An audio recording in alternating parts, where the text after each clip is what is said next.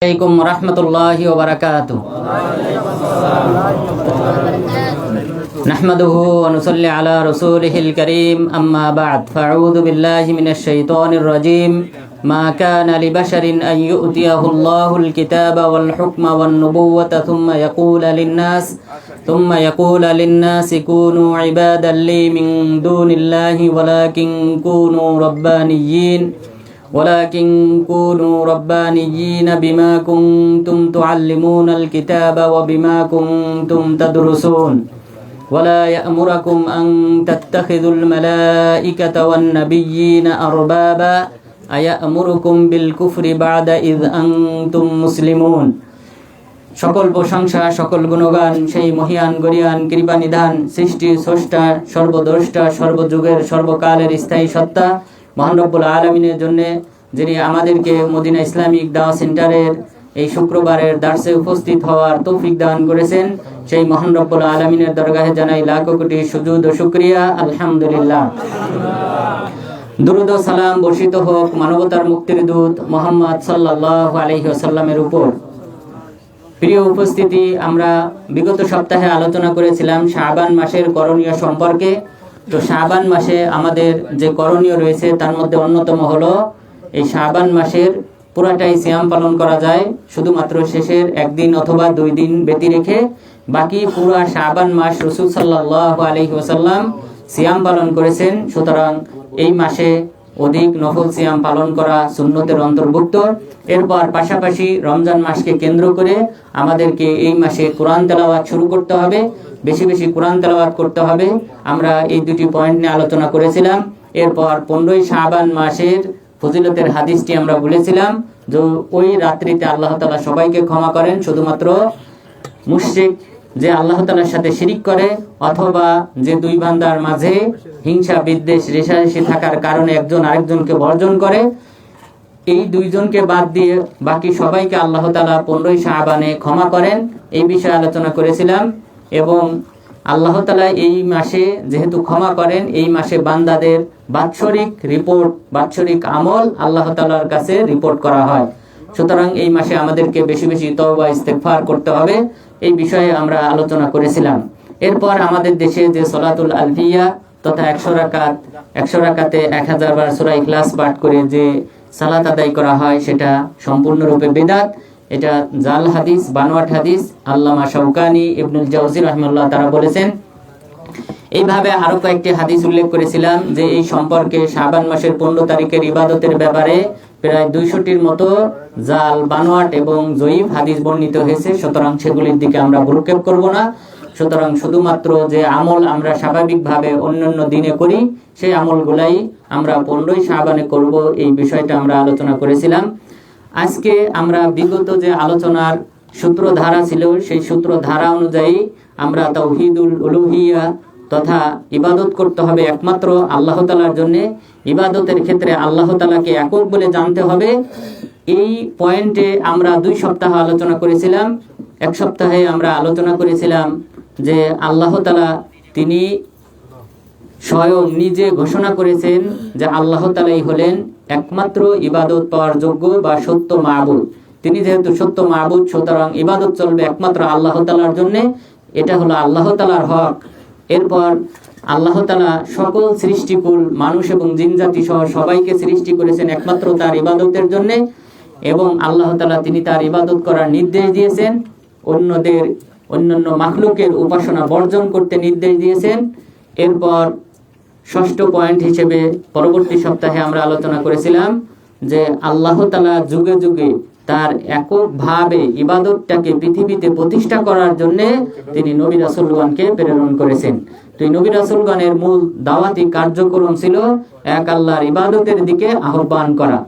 আজকে 7ম পয়েন্ট হিসেবে আমরা আলোচনা করব যে আল্লাহ তাআলার কোনো শরীক নেই। যদি আল্লাহ তাআলার কোনো শরীক থাকতো, কোনো পার্টনার থাকতো, সমকক্ষ কেউ থাকতো, তাহলে আমরা তারও ইবাদত করতাম।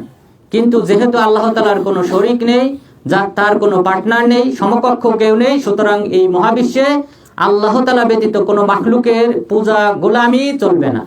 মহান রব্বুল আলামিন বলেন وقال الله لا تتخذوا إلهين اثنين إنما هو إله واحد فإياي فارهبون।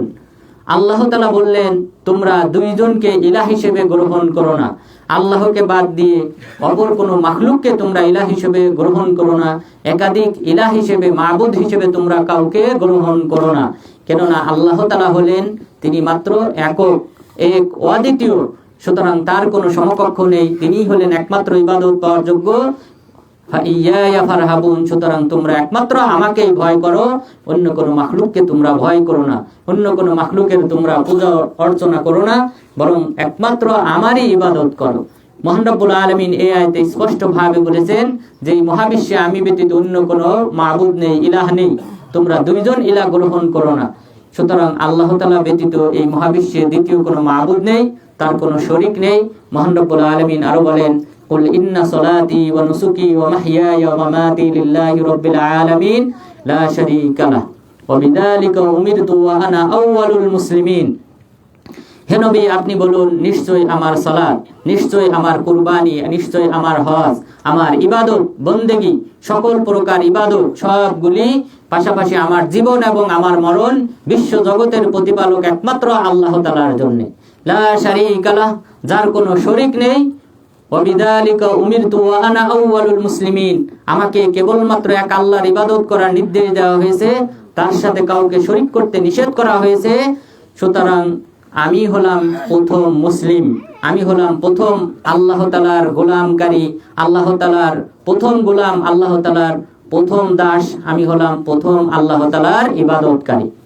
রাসূল সাল্লাল্লাহু আলাইহি ওয়াসাল্লাম তিনি যদি বলতে পারেন আমার সালাত, সিয়াম, যাকাত, হজ, যত ধরনের ইবাদত রয়েছে, বরং আমার পুরা জীবন, আমার পুরা হায়াত, আমি যতদিন জীবিত থাকব, সমস্ত জীবন, প্রতিটি সময়, মুহূর্ত সবগুলি যদি একমাত্র আল্লাহ তাআলার জন্য হয়ে থাকে, তাহলে এই মহাবিশ্বে দ্বিতীয় কোনো কুতুব নেই, ওলি নেই যে ইবাদত পাওয়ার দাবিদার।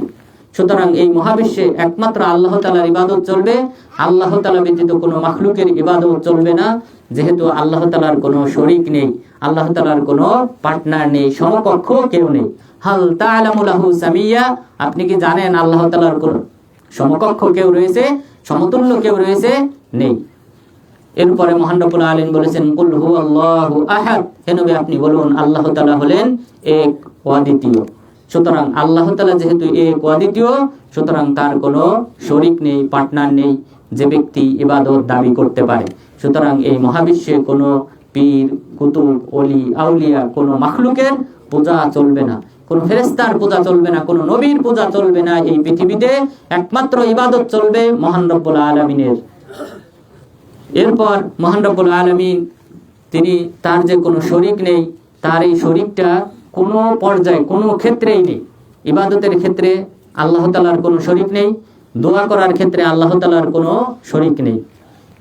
দোয়া করা এটা হলো একটা মহান ইবাদত, বরং ইবাদতের মূল, আর দোয়া ও মুখুল ইবাদা, ইবাদতের মূল মগজ হলো দোয়া করা। সুতরাং এই দোয়ার মতো এমন ইবাদত এটা কোনো মাখলুকের কাছে চাওয়া যাবে না। যা কিছু চাইতে হবে একমাত্র আল্লাহ তাআলার কাছে চাইতে হবে। মহান রব্বুল আলামিন বলেন, কুল ইন্নামা উমিরতু আন আ'বুদাল্লাহা ওয়া লা উশরিকা বিহি ইলাইহি আদউ ওয়া ইলাইহি মাআব। হে নবী আপনি বলুন যে আমাকে নির্দেশ দেওয়া হয়েছে আমি যেন একচ্ছত্রভাবে এক আল্লাহ তাআলার গোলামি করি, এক আল্লাহ তাআলার ইবাদত করি, এবং তার সাথে যেন কাউকে আমি শরীক না করি, এবং ইলাইহি আদউ, এবং তার কাছে যেন আমি ফরিয়াদ করি। আমার কোনো চাওয়া পাওয়া থাকলে সেটা যেন আমি একমাত্র আল্লাহ তাআলাকে জানাই, অন্য কোনো মাখলুকের কাছে যেন আমি না চাই। ওয়া ইলাইহি মাআব, এবং আল্লাহ তাআলার নিকটে আমার প্রত্যাবর্তন। সুতরাং এই আয়াতে মহান রব্বুল আলামিন বললেন ওয়ালা উশরিকা বি, যে আমাকে নিষেধ করা হয়েছে যেন আমি আল্লাহ তাআলার সাথে কাউকে যেন শরীক না করি, এবং একমাত্র আল্লাহ তাআলার কাছেই যেন আমি চাই। যে সকল বিষয়ে দেওয়ার মালিক হলেন একমাত্র আল্লাহ তাআলা, সেই সকল বিষয় চাইতে হবে একমাত্র আল্লাহ তাআলার কাছে। যেমন সন্তান দেওয়ার মালিককে আল্লাহ তাআলা, সন্তান চাইতে হবে আল্লাহ তাআলার কাছে। নাকি শাহজালালের মাজারে ছুটে যেতে হবে? শাহবরান, শাহজালাল, কোনো মাজারেই ছুটে যাওয়া যাবে না। কোনো পীর, ওলি, আউলিয়া সন্তান দেওয়ার মালিক না। সুতরাং এদের কাছে ছুটে যাওয়া যাবে না। চাইতে হবে একমাত্র আল্লাহ তাআলার কাছে। তিনি হলেন একমাত্র আমাদের ফরিয়াদ গ্রহণকারী, কবুলকারী। এই যে পীরের কাছে ছোটাছুটি এগুলি করা যাবে না, বরং মহান রব্বুল আলামিন তিনি নিজেই বরং বান্দাদের কাছে ছুটে আসেন। প্রতি রাতে ইয়ানজিলু রাব্বুনা তাবারাকা ওয়া তাআলা কুল্লা লাইলাতিন ইলাস সামাঈদ দুনিয়া। মহান রব্বুল আলামিন প্রত্যেক রাতে প্রথম আসমানে নেমে আসেন। নেমে আসার পর বলেন যে মাইয়াদউনি ফাআস্তাজিবা লাহ, মাইয়াসআলুনি ফাউতিয়া, ওয়া মাইয়াস্তাগফিরুনি ফাউগফির লাহ। যে তোমাদের মধ্যে কে আছে আমার কাছে চাইবে, আমি তার চাওয়া পূরণ করব। কে আছে দোয়া করবে, আমি তার দোয়া কবুল করব। কে আছে আমার কাছে ক্ষমা প্রার্থনা করবে, আমি তাকে ক্ষমা করব। সুতরাং মহান রব্বুল আলামিন তিনি বান্দার কাছে আসেন প্রত্যেক রাতে 2/3 অতিক্রম করার পর তৃতীয় ভাগে, শেষ ভাগে, ফজরের পূর্বে এই মুহূর্তগুলিতে মহান রব্বুল আলামিন প্রথম আসমানে এসে এভাবে ডেকে ডেকে বান্দাদেরকে বলেন। সুতরাং আমরা কেন পীর, ওলি, আউলিয়া, গাউস, কুতুব এই সকল ভণ্ড ব্যক্তিদের পিছে ছুটব? আমাদেরকে একমাত্র চাইতে হবে একমাত্র মহান রব্বুল আলামিনের কাছে, যে মহান রব্বুল আলামিন বান্দার এতটা কল্যাণকামী, যিনি নিজেই ছুটে আসেন প্রথম আসমানে প্রত্যেক রাতে। এরপর মহান রব্বুল আলামিন বলেছেন, ওয়াকাল রাব্বুকুম উদউনি আস্তাজিব লাকুম ইন্নাল্লাযীনা ইস্তাকবিরুনা আন ইবাদাতি সায়াদখুলুনা জাহান্নামা দাখিরিন। তোমাদের রব তিনি বলেছেন, তিনি ঘোষণা করেছেন যে আমি তোমাদের রব, তোমরা আমার কাছে চাও, আমি তোমাদের চাওয়া পূরণ করব। নিশ্চয়ই যারা আমার কাছে চাওয়া থেকে বিমুখ হবে, নিশ্চয়ই যারা আমার ইবাদত করা থেকে উদ্যত প্রদর্শন করবে, নিশ্চয়ই তাদের ঠিকানা হবে জাহান্নাম, যেই জাহান্নামে তারা লাঞ্ছিত, তিরস্কৃত, ধিক্কৃত অবস্থায় তারা থাকবে। সুতরাং যারা আল্লাহ তাআলার কাছে চায় না, কোন মাখলুকের কাছে চায়, তাদের ঠিকানা হবে জাহান্নাম। মহান রব্বুল আলামিন বললেন, ইন্নাল্লাযীনা ইস্তাকবিরুনা আন ইবাদাতি, যারা আমার ইবাদত থেকে বিমুখ, আমার ইবাদত করা থেকে যারা উদ্যত প্রদর্শন করে, সেই সকল ব্যক্তিদের ঠিকানা হবে জাহান্নাম, যেখানে তারা লাঞ্ছিত অবস্থায় থাকবে।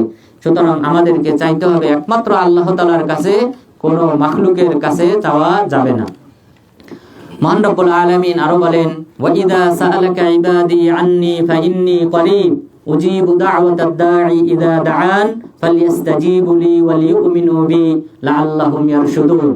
হে নবী, আপনার কাছে যদি তারা আমার সম্পর্কে জিজ্ঞাসা করে, আমার সম্পর্কে যদি জানতে চায়, তাহলে আপনি বলেন যে নিশ্চয়ই আমি তোমাদের নিকটবর্তী। আল করিব এটা আল্লাহ তাআলার অন্যতম একটি নাম, যিনি নিকটবর্তী। বান্দাদের ফরিয়াদ তিনি শুনতে পান, বান্দারা যা কিছু করে, যা কিছু সংকল্প করে, সেগুলি তিনি জানতে পারেন। বরং এগুলি সৃষ্টি করার পূর্বেই, আসমান জমিন সৃষ্টির 50,000 বছর পূর্বে থেকেই মহান রব্বুল আলামিন জানেন এবং সেগুলি লিপিবদ্ধ করে রেখেছেন। সুতরাং আল্লাহ তাআলা হলেন বান্দার নিকটবর্তী। সুতরাং তারা যদি আমার কাছে কোনো কিছু চায়, ফরিয়াদ করে, আমি তাদের এই চাওয়া পূরণ করি, তাদের দোয়া কবুল করি। সুতরাং আল্লাহ তাআলার মাঝে সেই সক্ষমতা রয়েছে। আল্লাহ তাআলার নাম হলো আল কাদির, বান্দাদের দোয়া কবুল করার, বান্দাদের সকলের চাহিদা পূরণ করার সক্ষমতা রয়েছে একমাত্র আল্লাহ তাআলার। সুতরাং আমাদেরকে চাইতে হবে একমাত্র আল্লাহ তাআলার কাছে। চাওয়ার ক্ষেত্রে আল্লাহ তাআলার সাথে কাউকে শরীক করা যাবে না। সুতরাং এই সকল বিষয়ে, যে সকল বিষয়ে দেওয়ার ক্ষমতা আল্লাহ ছাড়া অন্য কোনো ব্যক্তির নেই, সেই সকল বিষয় আল্লাহ ছাড়া কোনো মাখলুকের কাছে যদি চাওয়া হয়, তাহলে আল্লাহ তাআলার সাথে শিরিক করা হবে, আল্লাহ তাআলার সমকক্ষ দাঁড় করানো হবে। আর কোনো ব্যক্তি আল্লাহ তাআলার সমকক্ষ কাউকে মনে করলে, কাউকে দাঁড় করালে, তার ঠিকানা হবে, মহান রব্বুল আলামিন বলেন, লাইন আশরাকতা লা ইয়াহবাতান্না আমালু ওয়া লা তাকুনান্না মিনাল খাসিরিন। আপনি যদি শিরক করেন, তাহলে অবশ্যই অবশ্যই আপনার আমলনামা সবগুলি বরবাদ করে দেওয়া হবে, ধ্বংস করে দেওয়া হবে এবং আপনি ক্ষতিগ্রস্ত তথা জাহান্নামীদের অন্তর্ভুক্ত হবেন। নাউযুবিল্লাহ। সুতরাং আমাদেরকে আল্লাহ তাআলার সাথে এই দোয়া, কোনো কিছু চাওয়ার ক্ষেত্রে শিরক করা যাবে না। এরপর মহান রব্বুল আলামিনের সমকক্ষ দাঁড় করানো যাবে না, তার কোনো শরীক নেই। সদকা করার ক্ষেত্রে এবং মানত মানার ক্ষেত্রে, মানত মানার ক্ষেত্রে এবং কোনো কিছু দান করার ক্ষেত্রে আল্লাহ তাআলার সমকক্ষ কাউকে দাঁড় করানো যাবে না, তার শরীক হিসেবে কাউকে সাব্যস্ত করা যাবে না। তার মানে যদি দান করতে হয়, সেটা দান করতে হবে একমাত্র আল্লাহ তাআলার জন্য, কোনো মাখলুক, ওলি, আউলিয়ার মাজারে দান করা যাবে না। যদি কোনো কিছু মানত করতে হয়, সেটা মানত করতে হবে একমাত্র আল্লাহ তাআলার জন্য। কোনো ওলি আউলিয়া, কোনো পীরের মাজারে দান করা যাবে না। এই সম্পর্কে মহান রব্বুল আলামিন বলেন, ওয়াজআলু লিল্লাহি মিম্মা যারাআ মিনাল হারসি ওয়াল আনআমি নাসীবা, যে তারা আমি যা কিছু সৃষ্টি করেছি পশু পাখি থেকে, আমি যে সকল জীবজন্তু আমি সৃষ্টি করেছি এবং যে সকল ফসল আমি আবাদ করি, উৎপাদন করি, সেই সকল ফসল থেকে একটা অংশ তারা তাদের ধারণা অনুযায়ী তারা দেবতার নামে উৎসর্গ করে। তাহলে আল্লাহ তাআলা যে সকল পশু সৃষ্টি করেছেন এবং যে সকল ফসল উৎপাদন করেন, সেই ফসল এবং পশু থেকে একটা অংশ তারা তাদের দেবতার নামে উৎসর্গ করে। উৎসর্গ করার পর তারা বলে, হাযা লিল্লাহি বিজামিহিম ওয়া হাযা লিশুরাকাইনা, এই অংশটা হলো আল্লাহ তাআলার জন্য আর আরেকটা অংশ হলো আমাদের দেবতার জন্য। ফামা কানা লিশুরাকাইহিম ফালা ইয়াসিলু ইলাল্লাহ, এবং যেই অংশটা তারা নির্ধারণ করে তাদের শরীকদের জন্য, তাদের দেবতার জন্য, সেই অংশটা আল্লাহ তাআলার অংশের সাথে মিশে যায় না। ওয়ামা কানা লিল্লাহি ফাহুয়া ইয়াসিলু ইলা শুরাকাইহিম, আর তারা আল্লাহ তাআলার নামে যে অংশটা উৎসর্গ করেছে সেই অংশটা পরবর্তীতে আবার তাদের দেবতার অংশের সাথে মিশিয়ে ফেলে, অর্থাৎ পুরাটাই তাদের দেবতার নামে উৎসর্গ করে, আল্লাহ তাআলার নামে উৎসর্গ করে না। সাআ মা ইয়াহকুমুন, তারা যে ফয়সালা করে সেই ফয়সালা কতই না নিকৃষ্ট। মহান রব্বুল আলামিন এখানে মক্কার কুরাইশদের অভ্যাসের কথা উল্লেখ করেছেন। মক্কার কুরাইশরা তাদের উৎপাদিত ফসলের একটা অংশ তাদের দেবতার নামে উৎসর্গ করত, একটা অংশ আল্লাহ তাআলার নামে উৎসর্গ করত। এরপর কিছু কিছু প্রাণী রয়েছে, সেই সকল প্রাণী তারা তাদের দেবতার নামে উৎসর্গ করত। মহান রব্বুল আলামিন তাদের তিরস্কার করেছেন, ধিক্কার দিয়েছেন যে তাদের এই ফয়সালা, তারা যে এই বন্টনটা করে, এই যে উৎসর্গটা করে, এটা কতই না জঘন্য। কারণ আল্লাহ তাআলার সাথে শরীক করা যাবে না, দেবতাকে, অন্য কোনো মাখলুককে, কাউকেই শরীক করা যাবে না মানত মানার ক্ষেত্রে এবং দান করার ক্ষেত্রে। মক্কার মুশরিকরা যে সকল পশু দেবতার নামে উৎসর্গ করত সেই সম্পর্কেও মহান রব্বুল আলামিন আয়াত অবতীর্ণ করেছেন। মা জাআলাল্লাহু মিন বাহিরাতিন ওয়ালা সাইবাতিন ওয়ালা ওয়াসিলাতিন ওয়ালা হাম ওয়ালাকিন্নাল্লাযীনা ইফতারুনা আলাল্লাহিল কাযিব ওয়া আকসারুহুম লা ইয়াকিলুন। মহান রব্বুল আলামিন এই আয়াতে উল্লেখ করেছেন যে আল্লাহ তাআলা এই বাহিরা এবং সাইবা, ওসিলা এবং হাম নামে কোনো পশুকে দেবতার নামে উৎসর্গ করার বিধান দেন নাই। কিন্তু যারা আল্লাহ তাআলার উপর মিথ্যা আরোপ করে, আল্লাহ তাআলার সাথে যারা কুফরি করে, সেই সকল ব্যক্তিরাই আল্লাহ তাআলার উপর মিথ্যা অপবাদ দিয়ে এগুলি দেবতার নামে উৎসর্গ করে। এরপর এই আয়াতে মহান রব্বুল আলামিন যে চারটি প্রাণীর কথা উল্লেখ করেছেন, প্রথমটি হলো বাহিরা। বাহিরা বলা হয় ওই উটনি, যেই উটনিটি লাগাতার 5টি যদি বাচ্চা প্রসব করে থাকে, পঞ্চম বাচ্চাটা যদি পুরুষ বাচ্চা হয়, পুরুষ উটের বাচ্চা হয়, তাহলে তারা এই উটনিটাকে জবাহ করে ফেলতো। আর যদি পঞ্চম বাচ্চাটা মাদি উট হতো, তাহলে তারা এই উটনিটিকে দেবতার নামে উৎসর্গ করে দিত।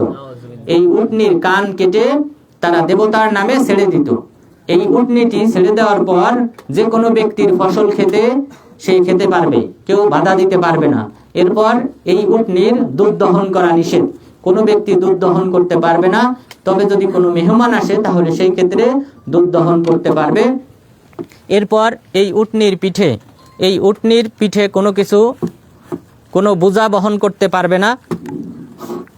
এই উটনির পিঠে কোনো ধরনের বোঝা তারা বহন করতে পারবে না এবং পাশাপাশি এর পিঠে চলতে পারবে না, এবং এর যে পশম রয়েছে সেই পশমের মাধ্যমে কোনো উপকার নিতে পারবে না।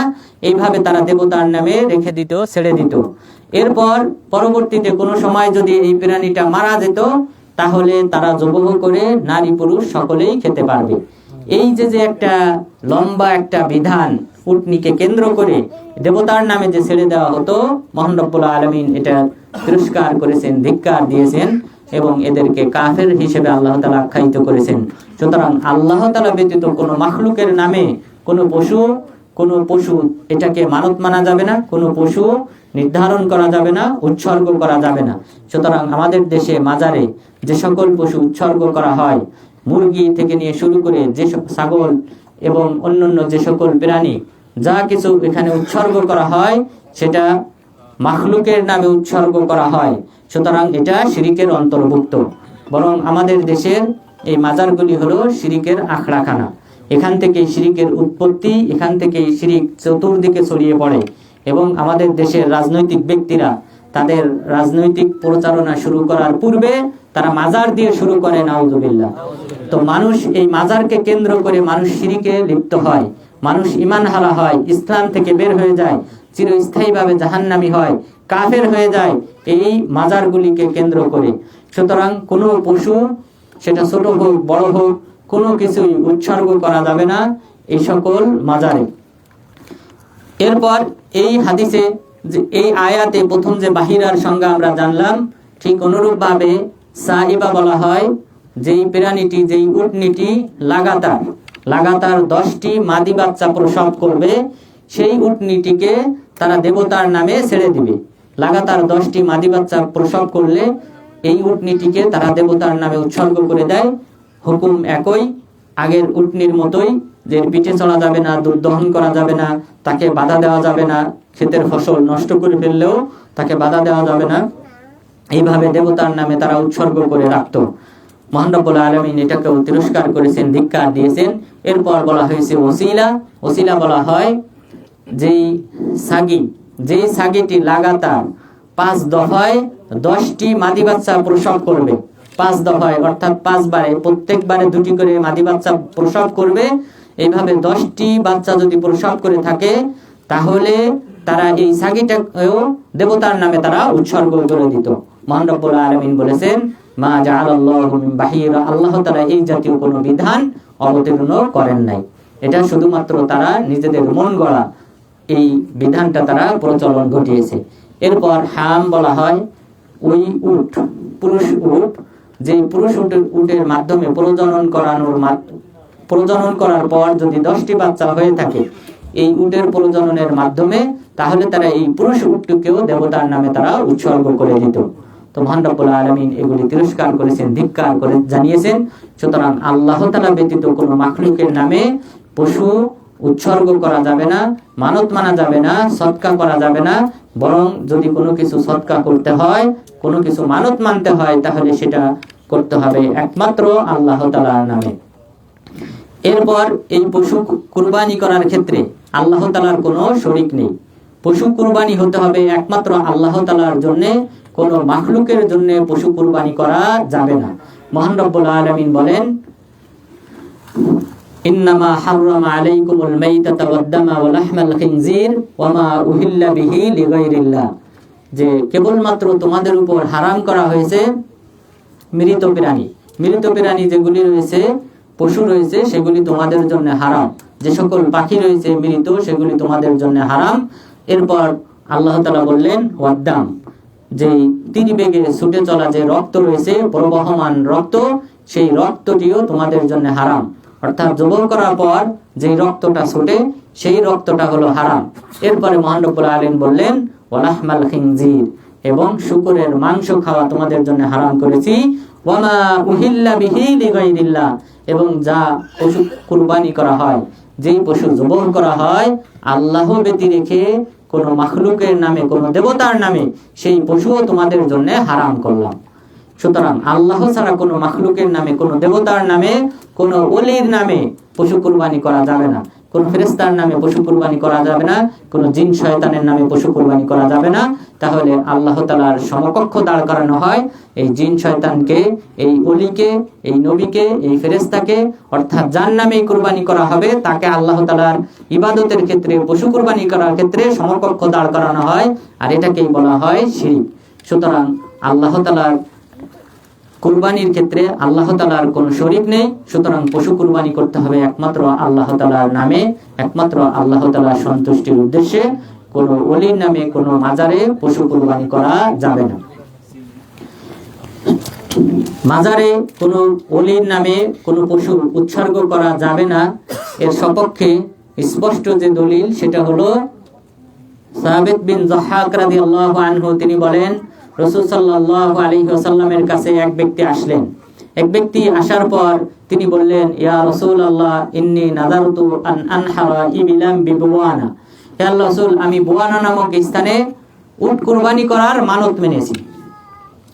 বুয়ানাটা হলো বর্তমান যে ইয়াম্বু রয়েছে এই ইয়াম্বুতে অবস্থিত। তো মদিনার অন্তর্গত এই ইয়াম্বু শহরে এখানে অবস্থিত এই বুয়ানা নামক স্থানে আমি পশু কুরবানি করার মানত মেনেছি। রাসূল সাল্লাল্লাহু আলাইহি ওয়াসাল্লাম বললেন, আকানা ফিহা ওয়াতানুন মিন আওসানিল জাহিলিয়া ইউবাদ, এখানে কি জাহিলি যুগের কোন দেবতা ছিল যে দেবতার উপাসনা করা হতো, পূজা করা হতো, তার নামে এখানে পশু কুরবানি করা হতো? রাসূল সাল্লাল্লাহু, তখন ওই সাহাবী বললেন যে না আল্লাহর রাসূল, এখানে এই জাতীয় কোনো দেবতা ছিল না। তখন তিনি বললেন, আউফি বিনাদরিক ফা ইন্নাহু লা ওয়াফা লিনাদরিন ফি মাসিয়াতিল্লাহ ওয়ালা ফিমা লা ইয়ামলিকু ইবনু আদম, তুমি তোমার মানত পূরণ করো, কেননা আল্লাহ তাআলার অবাধ্যতায়, আল্লাহ তাআলার নাফরমানিতে কোনো আনুগত্য নেই, কোনো মানত পূরণ করতে হবে না। এবং ইবনে আদম, আদম সন্তান যে সকল বিষয়ের মালিক না, সেই সকল বিষয়ে তার মানত পূর্ণ করা যাবে না। কেউ একটা গরু মানত করলো যে আমি গরু মানত করলাম কুরবানি করব, কিন্তু ওই গরুর মালিক সে না, অন্য এক ব্যক্তির গরু এনে জবাহ দিল, এটা হারাম।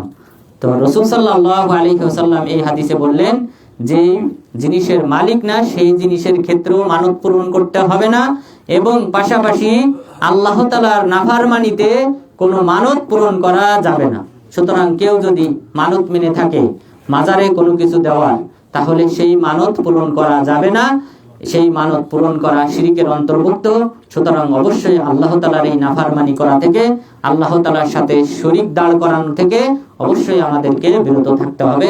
তো আল্লাহ তাআলা যেন আমাদেরকে পশু কুরবানি করার ক্ষেত্রে কোনো মাখলুককে যেন আল্লাহ তাআলার সমকক্ষ যেন দাঁড় না করায়, আল্লাহ তাআলা যেন আমাদেরকে সেই তৌফিক দান করেন, আমিন।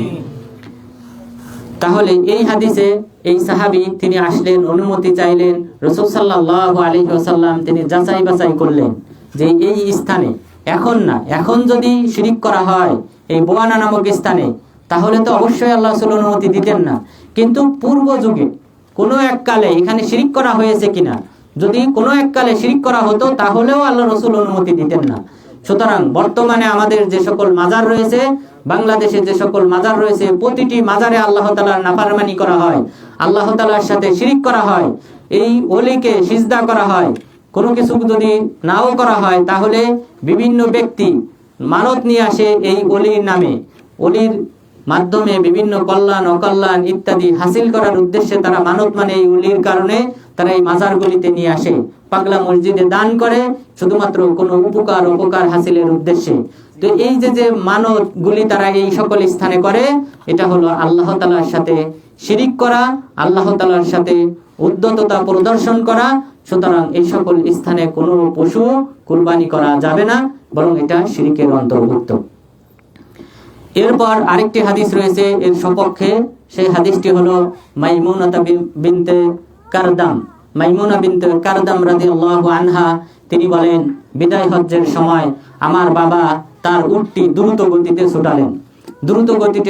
ছুটালেন, কারণ লোকজন বলতেছিল রাসূলুল্লাহ, ওমকে আল্লাহ রাসূল। তখন আমিও লক্ষ্য করলাম, আমি আমার নজর ফেরাই নাই, আমি রাসূল সাল্লাল্লাহু আলাইহি ওয়াসাল্লামের দিকে আমার নজর নিবিষ্ট রেখেছিলাম। এরপর আমার বাবা দ্রুত উট ছুটিয়ে তিনি রাসূল সাল্লাল্লাহু আলাইহি ওয়াসাল্লামের পাশে আসলেন।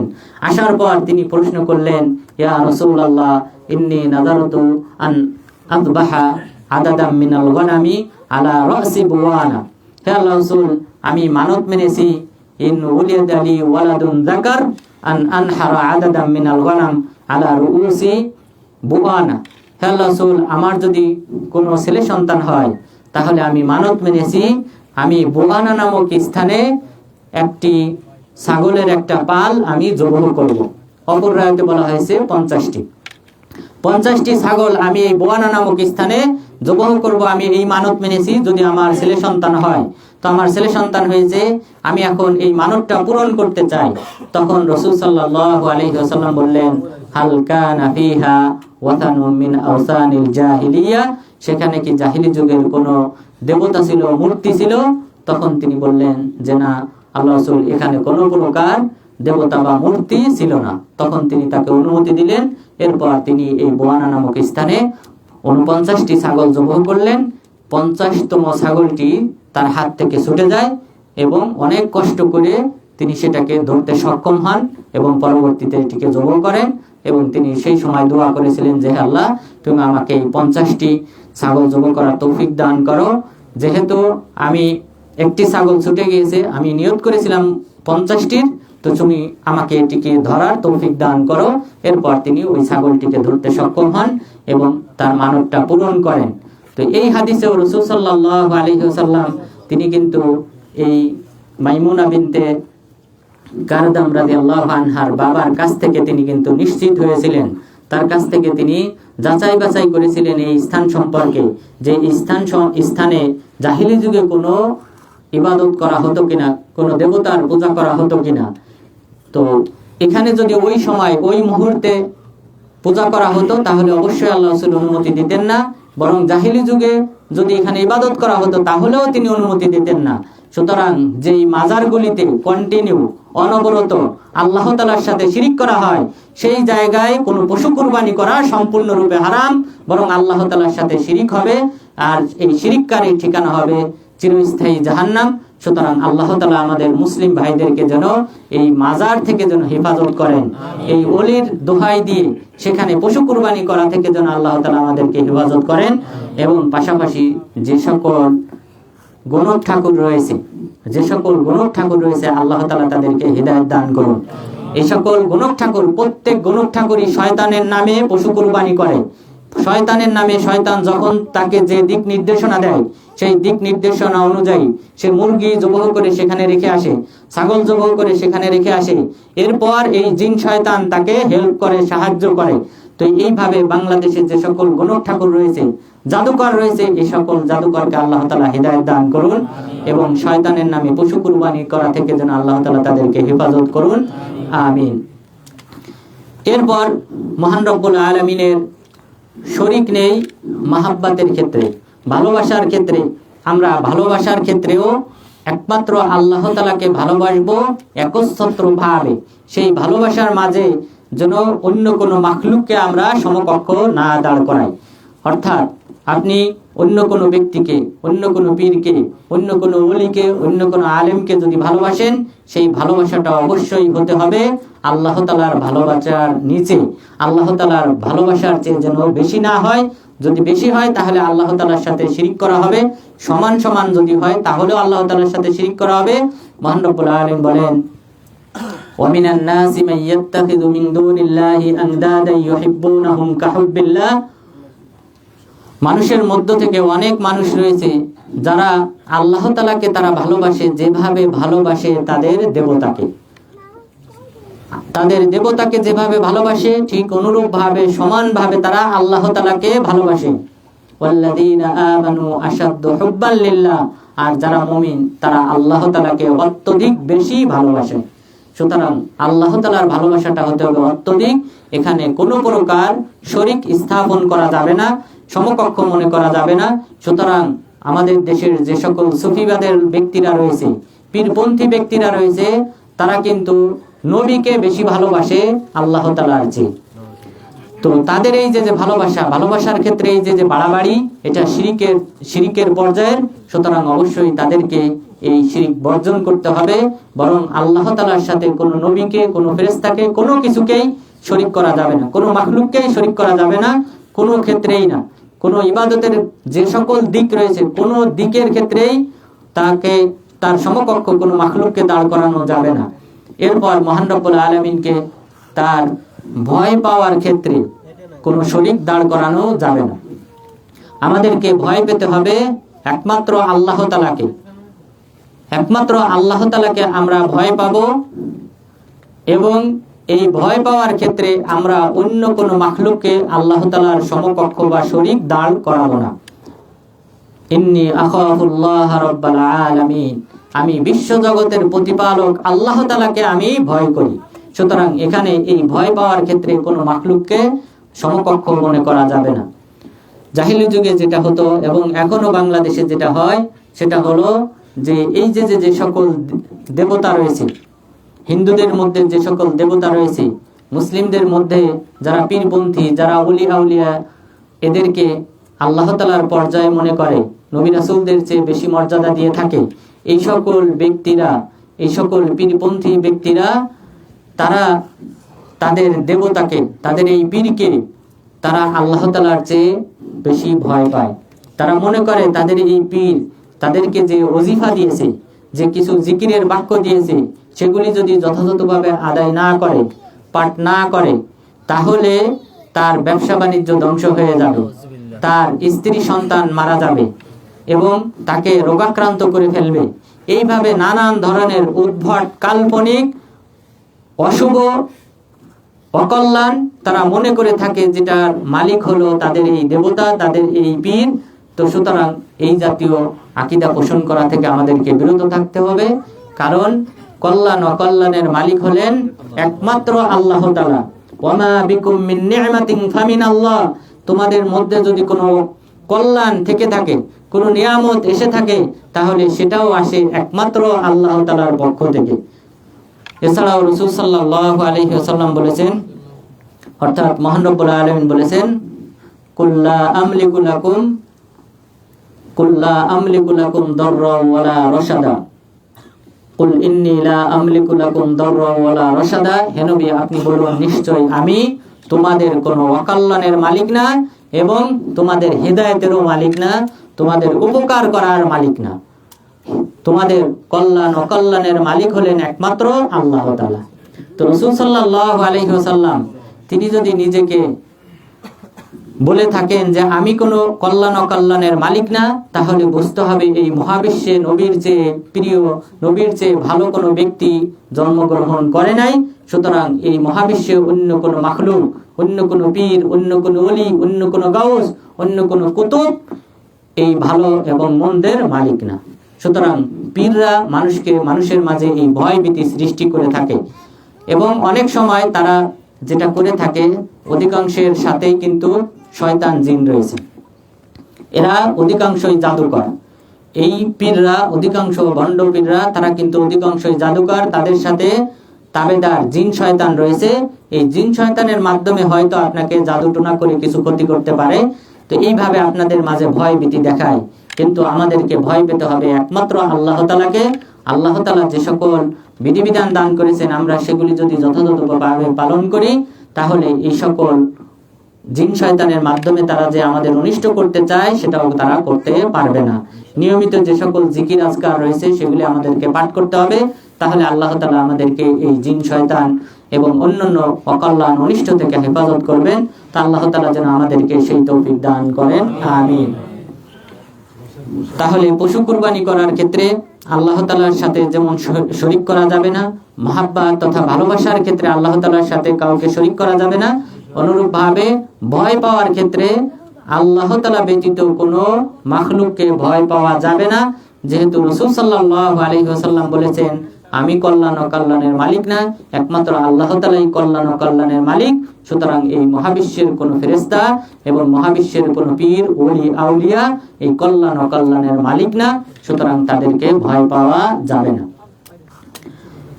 এই যে আকীদা যে মাখলুকের মাধ্যমে অনিষ্ট হতে পারে, এই আকীদাটা কিন্তু জাহিলি যুগেও ছিল এবং পূর্ববর্তী যে সকল মুশরিকরা ছিল, সকলের মাঝেই এই আকীদাটা ছিল। তারা মনে করত তাদের দেবতা মানুষের অকল্যাণ করতে পারে, মানুষের মঙ্গল করতে পারে।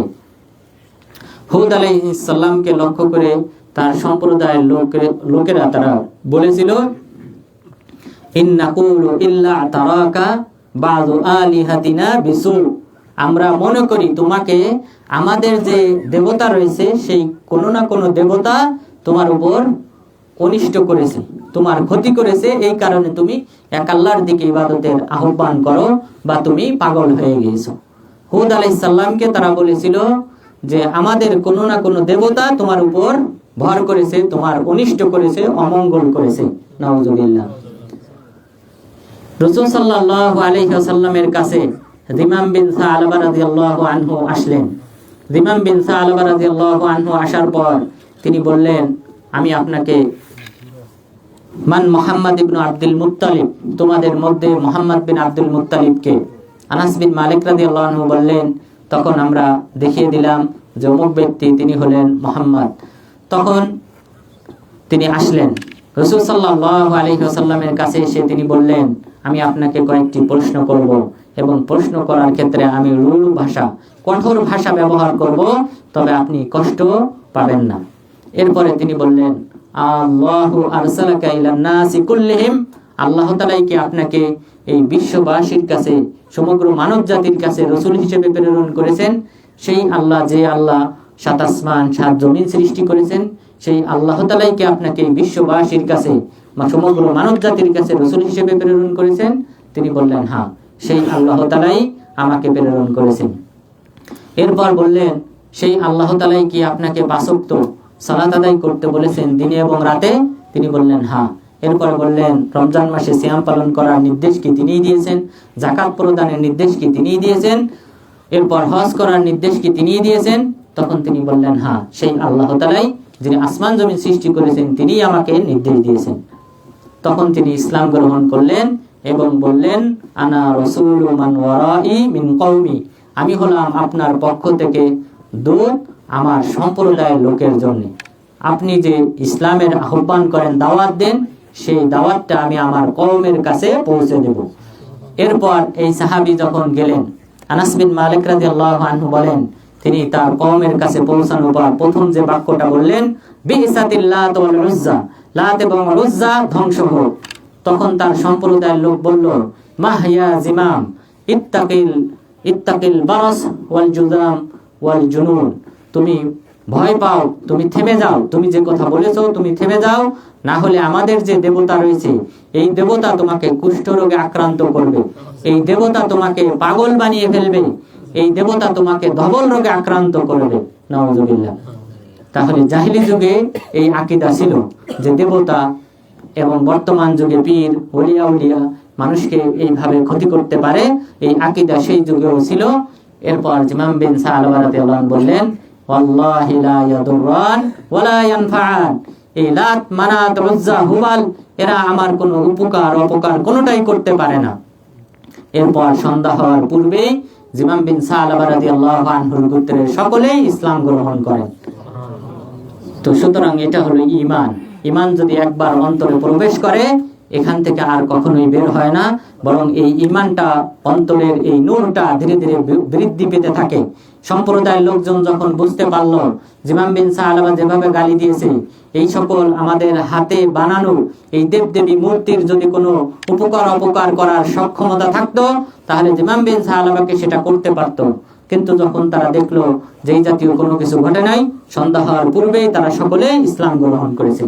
সুতরাং আমাদের দেশে যে সকল ব্যক্তিরা মাজারে গিয়ে এই সকল কর্মকাণ্ড করে থাকে, পীরকে যারা অজান্তে ভয় পায়, সফররত অবস্থায় অথবা পীর থেকে দূরে থাকা সত্ত্বেও তারা গোপনে এই পীরকে ভয় পায়, ওলি আউলিয়াকে ভয় পায়, এই সকল ব্যক্তিদেরকে অবশ্যই সতর্ক হতে হবে।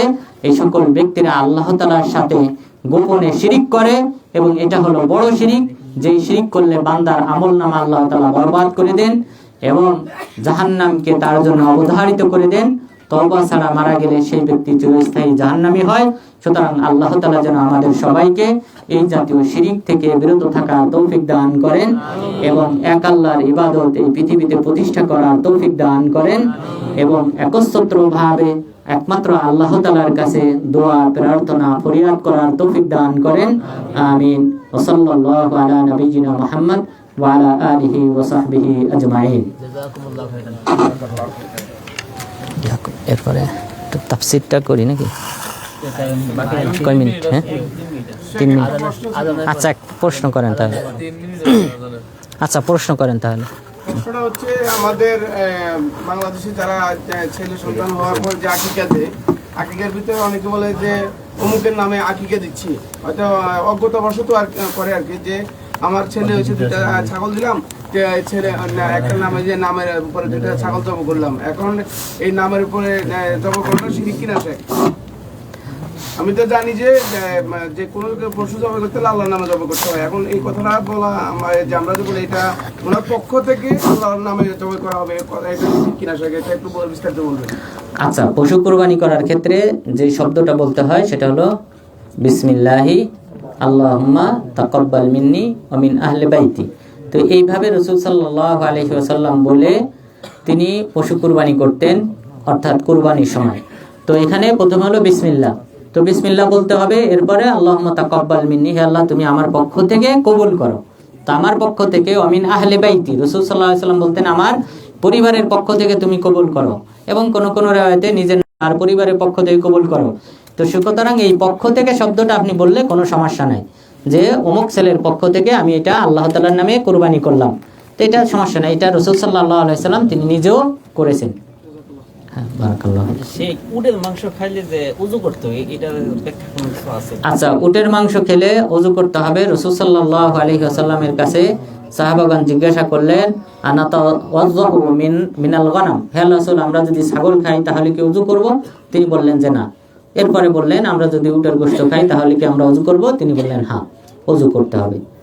তো এটা হলো বিষয়। এখন হাদিস হলো এটা। সুতরাং এখানে আমরা হিকমত জানি অথবা না জানি, যে কেন আল্লাহ রাসূল ওযু করতে বলেছেন, সেই হিকমা কৌশল আমরা জানি অথবা না জানি, আমাদেরকে কি করতে হবে? মানতে হবে। মানে এটাই হলো মুসলিমের সংজ্ঞাই হলো এটা, যে আল্লাহ এবং আল্লাহ রাসূলের আহকাম বিধিবিধানের সামনে নিজেকে মাথা নত করে, নিজে সেই মাথা পেতে সেই বিধানগুলিকে মেনে নেয়। তো এটা হলো বিধান। তবে আলেমগণ কারণ বের করার চেষ্টা করেছেন, কেউ কেউ বিভিন্ন ধরনের কথা বলেছেন যে এটাতে চর্বি বেশি, তো এই কারণে চর্বি মানুষের মুখে লেগে থাকে, তো এই কারণে এটা পরিষ্কার করার জন্য নির্দেশ দেওয়া হয়েছে, ওযু করতে বলা হয়েছে। তো এইভাবে বিভিন্ন কারণ বের করার চেষ্টা করা হয়েছে, কিন্তু আসলে ওরকম কোনো উপযুক্ত কারণ নেই। যেহেতু রাসূল সাল্লাল্লাহু আলাইহি ওয়াসাল্লাম ওযু করতে বলেছেন, সুতরাং আমরা ওযু করব। আরেকটা প্রশ্ন ছিল, ছোট্ট একটা প্রশ্ন। এই সোশ্যাল মিডিয়াতে ভিডিও আপলোড করে কিছু কন্টেন্ট ক্রিয়েটাররা পয়সা ইনকাম করে, আর সেটা অনেক সময় অ্যাড থাকে, অনেক সময় অ্যাড থাকে না, উভয় পক্ষে সিস্টেম আছে, তো কিছু টাকা ইনকাম হয়। এই ইনকামটা কীরকম? সোশ্যাল মিডিয়াতে ভিডিও আপলোড করার পর যে ইনকামটা আসে, টাকাটা আসে, সেটা কিন্তু অ্যাডের উপর আসে। যারা অ্যাড দেয় যে সকল কোম্পানি, সেই কোম্পানি কিন্তু অ্যাডগুলি প্রচারের উপর ভিত্তি করে ইউটিউব, ফেসবুক এদেরকে টাকাটা দেয়। তো ওই অ্যাডের মধ্যে খারাপ ভালো দুই ধরনেরই অ্যাড আছে। তো যেহেতু খারাপ অ্যাডগুলা রয়ে গেছে, সুতরাং এখান থেকে যে ইনকামটা হবে সেই ইনকামটা হারাম। অর্থাৎ আপনার ভিডিও ব্যবহার করে তারা ওই খারাপ অ্যাডগুলি প্রচার করে, তো এর মাধ্যমে তারা এই টাকাটা দিয়ে থাকে। সুতরাং এই ইনকামটা সম্পূর্ণরূপে হারাম, এখানে সন্দেহের কোনো অবকাশ নেই। বারাকাল্লাহু ফিক। আসরের পরে নামাজের পরে কি সুন্নত নামাজ পড়া নিষেধ? আসরের পরে 3 সময়ে রাসূল সাল্লাল্লাহু আলাইহি ওয়াসাল্লাম নফল সালাত আদায় করতে নিষেধ করেছেন। একটা হলো ফজরের সালাত, ফরজ সালাত আদায় হয়ে গেলে সূর্য ওঠা পর্যন্ত। দ্বিতীয়টি হলো ঠিক দুপুর অর্থাৎ যোহর হওয়ার কয়েক মিনিট আগে, এই সময়টাতে সালাত আদায় করতে নিষেধ করেছেন। এরপর তৃতীয় ওয়াক্ত হলো আসর থেকে নিয়ে মাগরিব পর্যন্ত সালাত আদায় করতে নিষেধ করেছেন। তবে এটা হলো যে কোনো সাধারণ নফলের নিয়ত করা এটা নিষেধ। কিন্তু যে সকল সালাতের সাবাব আছে, কারণ আছে, সেই সকল সালাত আদায় করতে পারবেন। সাবাব আছে, কারণ আছে বলতে, যেমন ধরেন আপনি যোহরের সালাত আদায় করতে পারেন না, আপনার ছুটে গেছে, আসর আদায় করছেন, তাহলে কি আদায় করবেন না? অবশ্যই করবেন। ফরজ সালাত যেটা আপনার কাজা হয়েছে, অথবা সুন্নত সালাত যেটা আপনার কাজা হয়েছে, সেটা অবশ্যই আদায় করতে পারবেন। তাহলে ফরজ ছুটে গেলে আপনি ফরজের সময় হলো যখনই আপনি সময় পাবেন তখনই আদায় করবেন। মান নাসিয়া সালাতান আও নামা আনহা ফালিসাল্লিহা ইযা যাকারাহা, যদি কেউ কারো ঘুমের কারণে অথবা ভুলে যাওয়ার কারণে কোনো সালাত ছুটে যায়, তাহলে সে যেন সেটা যখনই সে জাগ্রত হবে অথবা যখনই তার স্মরণ হবে তখনই আদায় করবে, এটার কোনো সময় নাই। তাহলে কাজা সালাতের কোনো সময় নাই, আপনি যখনই সময় পাবেন তখনই আদায় করবেন। সুতরাং এই নিষিদ্ধ 3 সময়েও আদায় করতে পারবেন।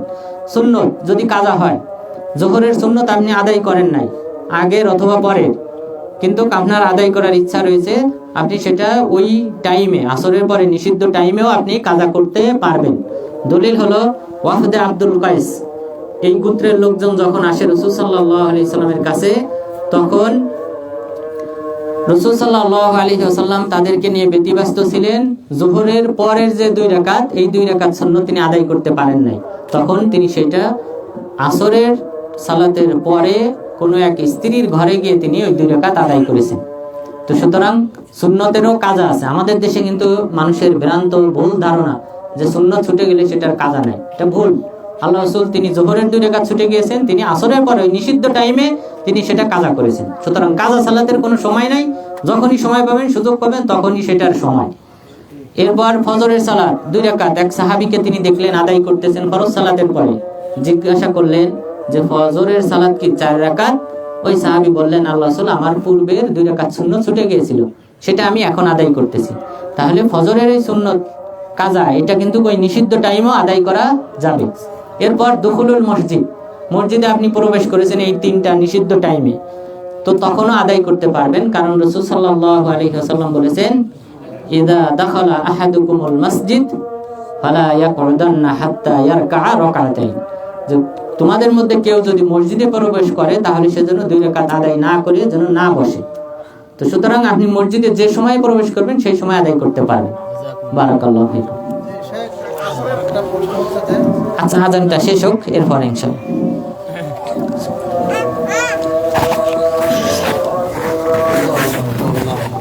ব্যর্থ হইলাম রেকর্ডিং করতে, পর্দায় হয়েছে আমাদের, এটা তো কমপ্লিট হয়েছে, এটা তো হয় না।